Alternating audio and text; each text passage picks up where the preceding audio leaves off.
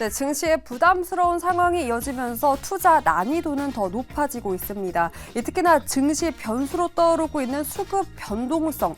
오늘은 외국인 그리고 기관 개인의 수급 동향을 체크해보면서 어떤 힌트를 얻어갈 수 있을지 한번 점검을 해보도록 하죠. 먼저 외국인의 순매수 종목입니다.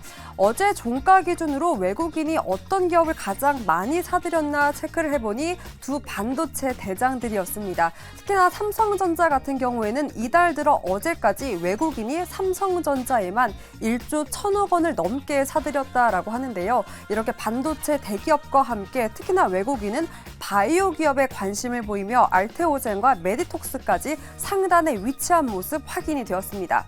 어제 이렇게 반도체와 바이오를 사들였던 외국인, 오늘은 오전에 어떤 기업을 사들였을까 체크를 해보니까요. 저가 매수란 키워드가 떠오르더라고요.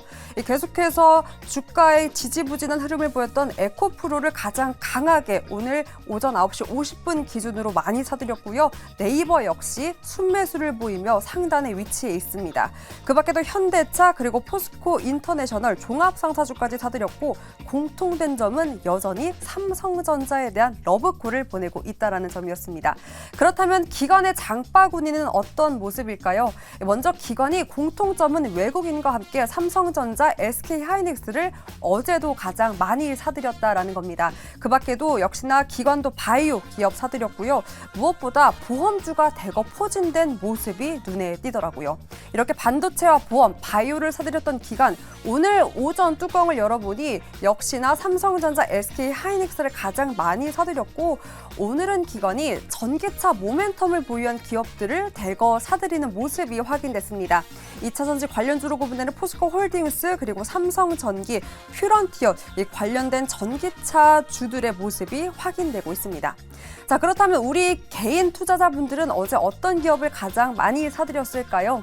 보니까 여전히 2차 전지가 차기 주도주 자리를 다시 채울 것이다라는 기대감이 많이 확인이 되었습니다. 포스코 홀딩스, 에코프로, 삼성, SDI 그리고 화면에는 보이지 않지만 6위권에는 에코프로 BM이 차지했는데요. 이렇게 2차 전지를 여전히 가장 많이 사들였고 그리고 지난주부터 랠리를 펼쳤던 로봇주, 두산과 레인보우 로보틱스를 가장 많이 사들인 모습이 확인이 되었습니다. 특히나 수급 변동성을 주시해야 한다라는 경계의 목소리가 나온 만큼 이런 수급 동향에서 우리는 어떤 시장 힌트를 찾아볼 수 있을까요? 교수님들 알려주세요. 네, 수급적으로 특징을 보이는 종목들을 쭉 확인을 해봤는데 요새 워낙에 전체적으로 시장의 수급이 좀 가뭄이 펼쳐지고 있다 보니까 여기서 특징적인 종목들을 찾기가 좀 어려울 수도 혹은 이 중에서 그나마 계속 사고 있는 종목들이 있다니 하면서 거기에 또 의미를 부여할 수도 있을 것 같습니다. 하창한 교수님, 네. 오늘 시장 수급은 어떻습니까? 지금 보니까 외국인이 현선을 좀 많이 파네요.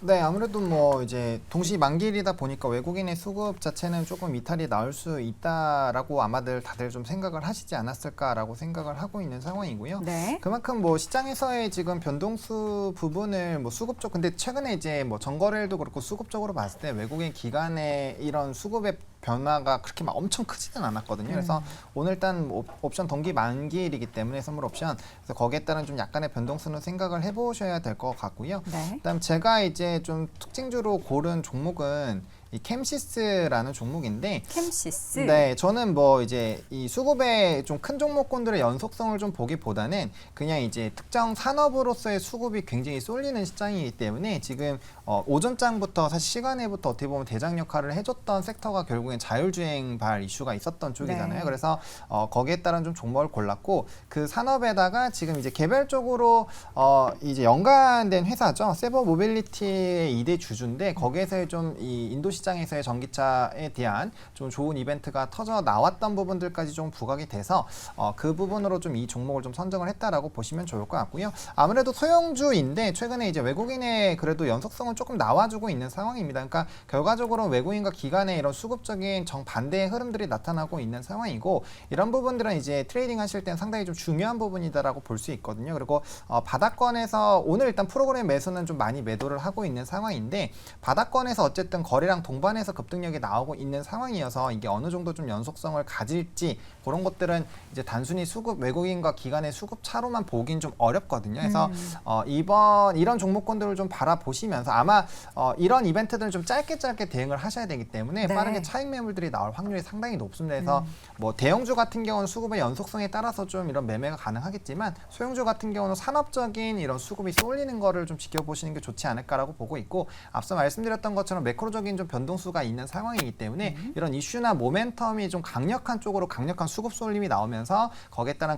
단기적인 차익 매물들이 많이 나오는 시장이기 때문에 그런 관점에서 오늘 저는 케임시스를 좀 네. 골라봤습니다. 오늘 자율주행 관련해서 좀 코스닥 작은 종목이긴 하지만 외국인의 최근 5거래 연속 이어지는 수급이 유입되고 있는 종목으로 캠시스 현재 구간에서도 계속해서 두 자릿수대 급등세 보이고 있는 종목으로 꼽히고 있습니다. 또 다른 수급의 특징을 좀 확인을 해볼 텐데 우리 김종효 교수님은 수급적으로 최근에 뭐 어떤 특징을 좀 가장 눈여겨보고 계셨을까요? 일단 뭐 만기를 앞두고 있는 상황에서 전반적인 수급이 그냥 일반적인 방향성보다는 뭐 상품이나 여러 가지 그런 복합적인 수급이 나타난다라는 관점에서 네. 외국인들이 뭐 많이 사고 뭐 기관들이 많이 사는 그런 종목군들의 흐름도 중요하겠지만 저는 최근에 집중적으로 매도하고 있는데 뭐 좀 바뀔 수 있지 않나라고 생각하는 종목을 찾아봐야 될 거로 보고 있습니다. 그래서 최근에 기관과 외국인들의 매물이 쏟아지고 실적이 악화되면서 급락하고 있는 하나솔루션이 오늘 창구 기준으로는 조금 매수가 나타나고 있는 것 같은데요. 오늘 뭐 보고서도 대부분 목표가 낮추고 3분기도 실적이 별로 좋지 않다. 그렇지만 뭐 4분기부터는 조금은 뭔가 바뀔 수 있지 않을까라는 기대감을 내포하고 있고요. 그래서 기관과 외국인들의 어떤 매도 강도가 이번 만기를 기점으로 좀 줄어드는 모습을 보인다면 4분기 실적 회복과 함께 어느 정도의 반전도 생각해 볼 수 있지 않나라는 생각. 그다음에 지금 태양광 쪽은 조금 불안한 감이 있지만 네. 오히려 일반 석유화학 쪽이 최근 들어서 반전을 보이고 있다. 중국 쪽의 수요가 늘어난 것은 아닌데 재고 소진이나 이런 것들로 인해서 오히려 일반 화학 부분이 어느 정도 반전을 보일 가능성도 생각해 봐야 되기 때문에 그런 차원에서 저는 뭐 지금 당장 사고 있는 건 아니지만 매도가 조금 줄어들 가능성이 있는 종목군들도 지금부터는 찾아볼 필요가 있다. 이렇게 보고 있습니다. 네. 자, 수급적인 특징주 우리 김대중 고수님께 좀 이야기를 들어보겠습니다. 네, 수급이라고 하면 우리가 보통 관심과 거래량이라고 많이 얘기를 하죠. 네. 그 이전에 제가 아는 척 하나만 하면 하세요. 제가 현장에 있을 때 파생 상품 담당 업무를 10년 넘게 했습니다. 파생. 예, 네. 주식 선물 옵션이죠. 그래서 이제 선물 옵션 만기일에 대해서 항상 계속 머릿속에 이제 계산하고 있습니다. 네네. 두 번째 목요일이고요. 미국은 이번 주 금요일입니다. 그래서 목요일 날 우리 시장 내 마녀의 날이죠. 네. 이 부분 잠깐 체크해드리고 네. 좀 전에 오늘이라고 말씀하신 것 같아가지고 그 부분 정정해드리고요. 목요일이죠. 네, 목요일이고요. 앞두고 있어서 예. 그렇습니다. 수급은 관심과 거래량이고요. 관심과 거래량 측면에서 이제 시장을 살펴볼 때 앞서 제가 뉴스를 따라다니지 말라는 말씀드렸죠. 네. 테슬라 얘기를 하면서. 하지만 숨겨진 뉴스도 체크해서 확인을 해야 됩니다. 어떤 뉴스를 숨겨뒀을까요? 주말에 나왔던 주요한 뉴스인데 시장에서 언급되지는 않고 있더라고요. 뭘까요? 중국의 CPI, 미국의 CPI도 내일 새벽에 나옵니다. 네. 근데 중국의 CPI가 발표됐는데요. 0.1% 발표가 되었습니다. 이게 왜 중요하냐면 전월비요? 아니죠. 전년비? 네. 전년 월 대비 네. 0.1%의 상승인데요. 그간에 중국은 계속적으로 소비 시장을 살리려고 지난해부터 소비 촉진 정책을 펼쳤거든요. 경기 부양 측면에서. 그런데 소비가 살아나지 않았습니다. 중국은 지금 굉장히 시장의 이슈로 판단하고 있는 것이 금리를 계속 내리고 있어요. 타국가 대비해서. 2020년 대비 4.25에서 지금 3.45까지 금리가 내려오고 있는 상태거든요. 전 세계 모든 국가가 금리 올리고 있는 상태에서 내수 경제 살리기 위한 과정에서 중국은 금리를 내리고 있습니다. 그렇죠. 이 금리를 내리고 있는 과정에서 이번에 발표된 소비자 물가 지수가 상승으로 전환했다라는 점은 그간의 내수 활성화를 추진했던 중국 정부의 부양책이 어느 정도 통했다는 얘기거든요. 그렇다고 본다면 확신을 가지고 추가로 부양책을 발표할 가능성이 있다라는 내용으로 해석을 할 수 있습니다. 추가 부양책이 나올 것이다. 그렇죠. 그렇다면 왜냐하면- 여기에 따른 뭐 수혜를 우리 시장도 좀 기대해 볼 수 있겠네요. 우리 시장으로 적용을 해야 되는데 네. 중국 내수가 살아나면 여러 가지 그 우리나라 관련주들을 뭐 화장품이나 등등등 많이 네. 판단하실 겁니다. 근데 저는 엔터주에서의 종목을 찾아보고 있습니다. 엔터가 오늘 좋습니다. 뭐 네. SM도 그렇고 하이브, JYP 엔터테인먼트 사실 엔터 전반적으로 컨텐츠도 그렇고요. 그렇죠. 게임도 그렇고요. 그렇죠. 다 괜찮은데 이게 알고 봤더니 그 빅피처 안에서 큰 그림 배경에 중국이 또 있었던 그렇죠. 거군요. 돈의 흐름이 그쪽으로 진행하고 있는 거죠. 네. 그 중에서 이제 YG엔터를 이제 관심 있게 지켜보고 있는 상황인데요. 이유는요? 제가 앞서 수급은 관심과 거래량이라는 말씀드렸지 않습니까? 네.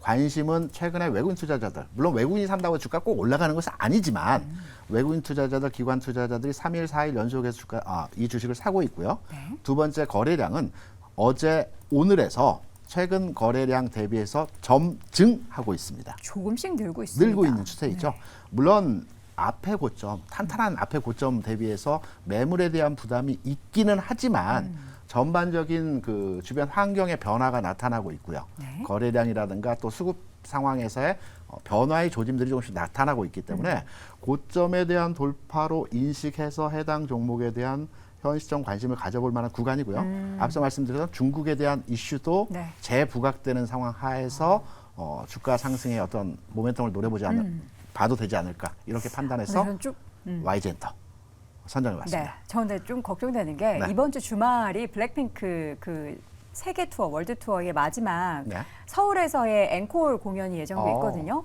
근데 블랙핑크가 원래 8월에 재계약 여부가 좀 결정이 됐어야 되는데 네. 그게 이제 얘기가 나오지 않고 있잖아요. 네. 그래서 이제 막 콘서트 하고 나서 뭔가 악재가 터질까봐 뭐 재계약을 안 한다든가 하는. 그럴까요? 제가 소녀시대를 마지막으로 아이돌을 쫓아가지 못하고 있거든요. 그래서 저희 아이들이 불핑을 좋아해서 네. 불핑 노래를 이제 출퇴근 시간에 계속 들어봤는데 저한테 와닿지는 않더라고요. 이해합니다. 이해하시죠? 네, 네.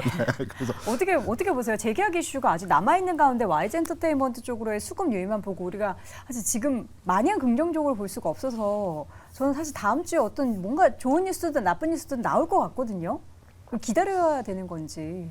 재계약 이슈 같은 경우는 사실상 이게 다 될 것 같다라고 생각을 했지만 네. 만약에 이제 뒤통수를 맞는 상황이 발생을 할 수 있거든요. 근데 그건 타격이 엄청나게 크죠. 왜냐하면 그러니까요. YG엔터에서 지금 블랙핑크가 차지하고 있는 비중이 엄청나게 크기 때문에 그렇습니다. 사실 지금 시점까지 와서 그걸 그냥 확인하고 들어가도 전 늦지 않다라고 보고 있거든요. 왜냐면 엔터가 지금 이전처럼 막 엄청나게 달리는 상황이 아니잖아요. 네. 그러니까 엔터주들이 요번에 좀 좋았던 게 이제 이 상반기에는 앨범 판매량, 그러니까 따로 이제 비용들을 더 추가적으로 들이지 않고 앨범이 뭐 역대급으로 잘 팔린 것들이 사실상 반영이 됐는데 하반기 때는 이제 콘서트로 기대감이 다 넘어가게 되거든요. 네. 근데 콘서트 같은 경우는 이제 활동을 할 때 뭐 대여도 해야 되고 여러 가지 비용들이 또 추가적으로 많이 들기 때문에 상반기 대비했을 땐 영업이익률이 아마 조금 줄어드는 부분으로 작용을 할 겁니다. 그러면 이게 실적에 대한 피크아웃 얘기들도 나올 거거든요. 그러니까 그런 이벤트들이 있는, 물론 뭐 그럼에도 불구하고 엄청나게 높긴 하지만 그런 상황에서 이제 뭔가 재계약 이벤트는 상당히 부담스러울 수 있기 때문에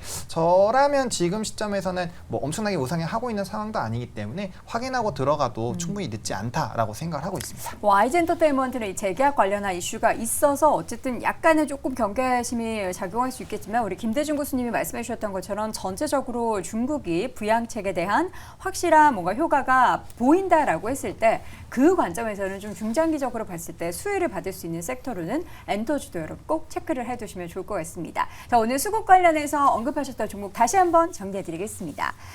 자, 먼저 김대중 고수는 YG엔터 말씀해 주셨고요. 김종효 고수는 한화솔루션, 그리고 하장훈 고수는 캠시스 언급을 해주셨습니다. 자, 오늘 잭탑5 3위 이슈 바로 확인해 보시죠.